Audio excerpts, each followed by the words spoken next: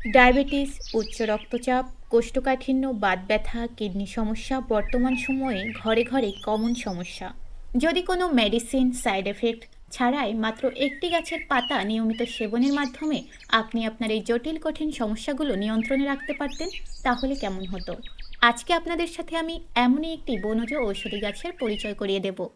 এই গাছের পাতাকে বলা হয় লিভস অফ লাইফ বা জীবন পাতা।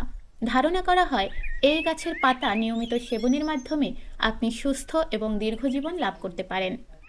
এই গাছের পাতা প্রধানত ডায়াবেটিস উপশমের জন্য পরিচিত। এজন্য একে ইনসুলিন বা ডায়াবেটিস গাছও বলা হয়।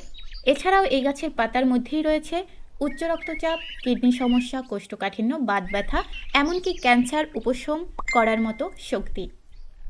খুব অল্প যত্নেই আপনার ঘরের আঙিনার কোনো টবে কিংবা ছাদ বাগানে গাছটি বেড়ে উঠতে পারে। গাছের পাতাগুলো বেশ পুরো এবং সজীব, সতেজ। দেখলেই মনে হয় এর ভেতরে সঞ্জীবনী শক্তি রয়েছে। এই গাছের পাতাগুলো বেশ টাটকা, স্বাদে কোনো ঝাঁঝালো কিংবা তেতো ভাব নেই।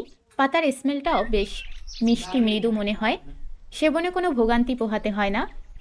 প্রতিদিন সকালে এই গাছের কিছু সজীব টাটকা সতেজ পাতা নিয়ে ব্লেন্ড করে 1 গ্লাস জুস করে খেয়ে আপনি আপনার ডায়াবেটিস, উচ্চ রক্তচাপ, কোষ্ঠকাঠিন্য, কিডনি সমস্যা, বাত ব্যথা, এমনকি ক্যান্সার রোগের উপশম পেতে পারেন।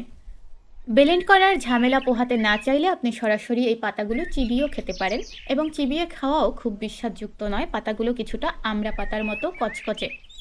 বাংলায় এই গাছটি বেশ আকর্ষণীয় একটি নামে পরিচিত। গাছটিকে বলা হয় গায়নুরা গাছ। বর্তমান সময়ে বিভিন্ন নার্সারিতে এই গাছটি বাণিজ্যিকভাবে চাষ হচ্ছে, এবং গাছপ্রিয় মানুষেরা ঔষধি গাছ হিসেবে এটা সংগ্রহে রাখছে। এছাড়া ডায়াবেটিস, উচ্চ রক্তচাপের মতো নানাবিধ কঠিন সমস্যাগুলো যাদের রয়েছে, তারাও এই গাছটি তাদের সংগ্রহ রেখে নিয়মিত সেবনের মাধ্যমে তাদের সমস্যাগুলো প্রাকৃতিকভাবে কোনো সাইড এফেক্ট ছাড়া উপশমের চেষ্টা করছে। একজন স্বাস্থ্য সচেতন মানুষ হিসেবে এই বনজ ঔষধি গাছটি আপনিও আপনার সংগ্রহে রাখতে পারেন। Happy planting! Thanks for watching.